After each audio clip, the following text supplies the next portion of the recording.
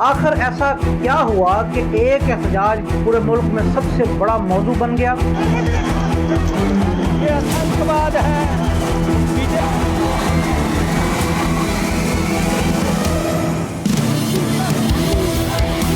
क्या ये सिर्फ इम्तिहान में पेपर लीक होने का मामला है या इसके पीछे नौजवानों का गुस्सा, सियासी कशमकश और मुस्तकबिल की एक बड़ी जंग छुपी हुई है? और आखिर वो शख्स कौन है जिसने अपनी जान की परवाह किए बगैर भूख हड़ताल शुरू कर दी? इसका मकसद क्या है? क्या वाकई वज़ीर आज़म नरेंद्र मोदी पर शीशे का दबाव बढ़ रहा है?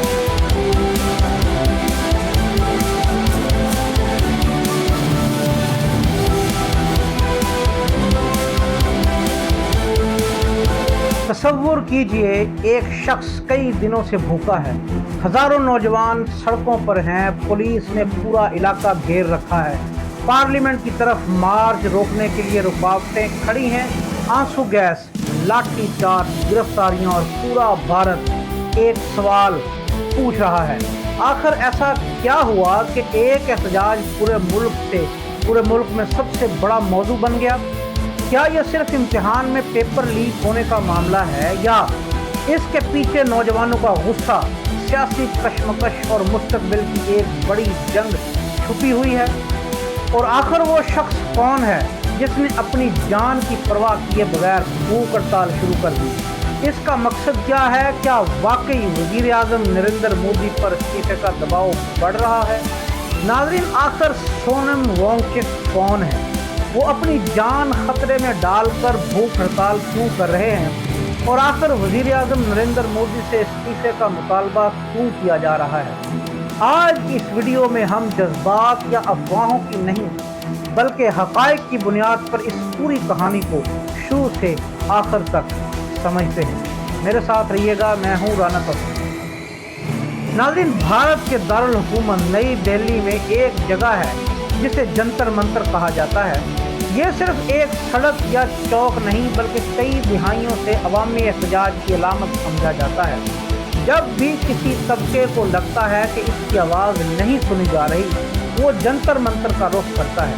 तलबा हो, किसान हो, मजदूर हो या समाजी कारकुन, सब ने अपने मुतालबात के लिए इसी जगह से आवाज़ बुलंद की है। इस बार भी कहानी जंतर मंतर से शुरू हुई, लेकिन आहिस्ता आहिस्ता ये एहतजाज पूरे भारत की तवज्जो का मरकज़ बन गया।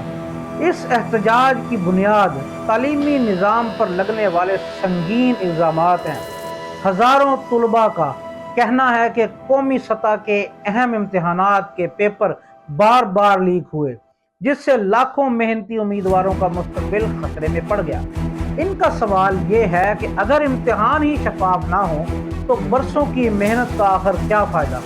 मुज़ाहिरीन का इल्ज़ाम है कि कई वाक़यात के बावजूद ज़िम्मेदार अफराद के ख़िलाफ़ मौसर कार्रवाई नहीं की, इसीलिए नौजवान सड़कों पर निकल आए। इसी एहतजाज के दौरान एक नाम बहुत तेज़ी से सामने आया जिसे काकरोच जनता पार्टी यानी CJP कहा जा रहा है। नाम सुनकर शायद अजीब लगे, लेकिन ये कोई रिवायती सियासी जमात नहीं, ये नौजवानों की एक अवामी तहरीक है जिसने काकरोच की अलामत इसलिए इख्तियार की कि इनके मुताबिक आम लोगों को जितना भी दबाने की कोशिश की जाए वो फिर अपनी आवाज़ बुलंद करते रहेंगे और काकरोच की तरह निकलते रहेंगे। अब बात करते हैं इस शख्सियत की जिसका नाम इस एहतजाज के साथ सबसे ज़्यादा जुड़ा हुआ है, वो है सोनम वांगचुक।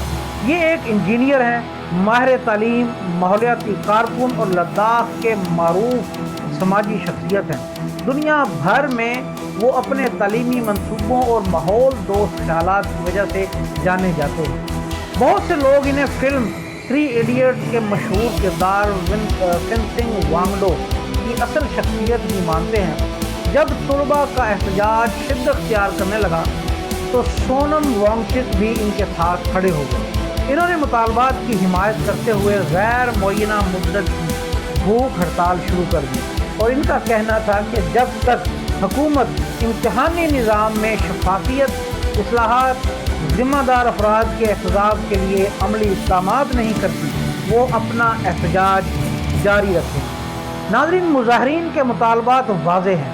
وہ چاہتے ہیں کہ امتحانی نظام کو مکمل طور پر شفاف بنایا جائے، مبینہ پیپر لیک سکینڈلز کی غیر جانبدار تحقیقات ہوں اور جو لوگ اس میں ملوث ہیں انہیں سخت سزا دی جائے۔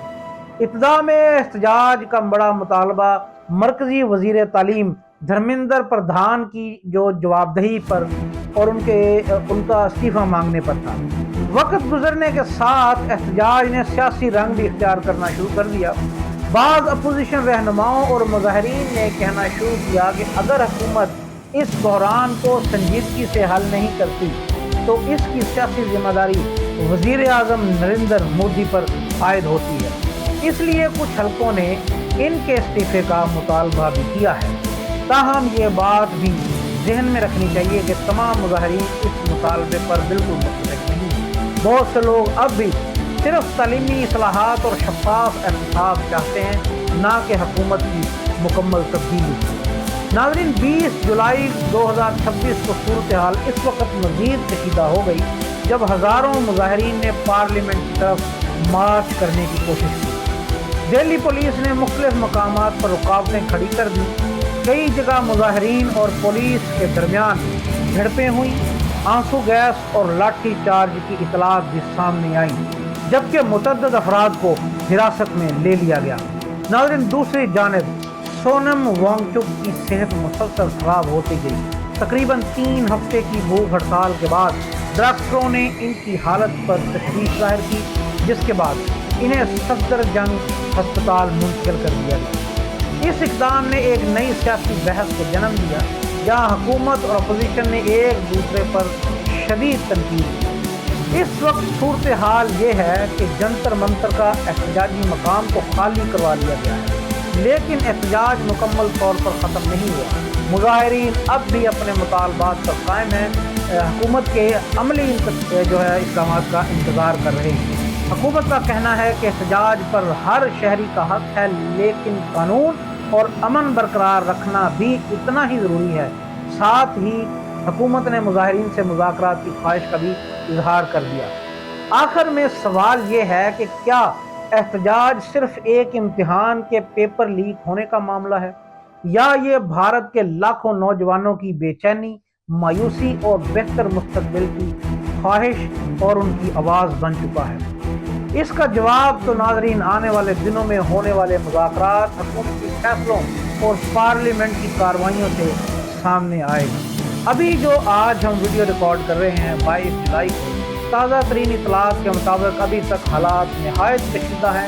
وہی لاٹھی چارج، وہی جو مظاہرین پر تشدد، وہی دلی پولیس کی ہٹ درمی جاری ہے۔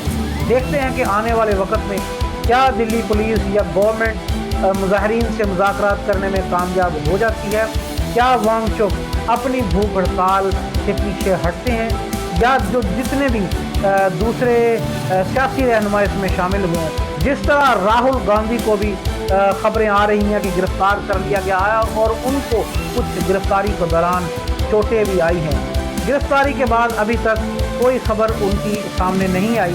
جیسے ہی ہمیں مزید اپڈیٹس ملے گی ہم اس پر مکمل نظر رکھیں گے اور سارے حقائق اور تفصیلات آپ تک پہنچاتے رہیں گے۔ ناظرین، یہ ویڈیو اگر آپ کو اچھی لگی تو ہمارے چینل کو سبسکرائب کیجیے گا اور بیل آئیکن کو لازمی پریس کیجیے گا۔ میں ہوں رانا توصیف، دیکھتے رہیں۔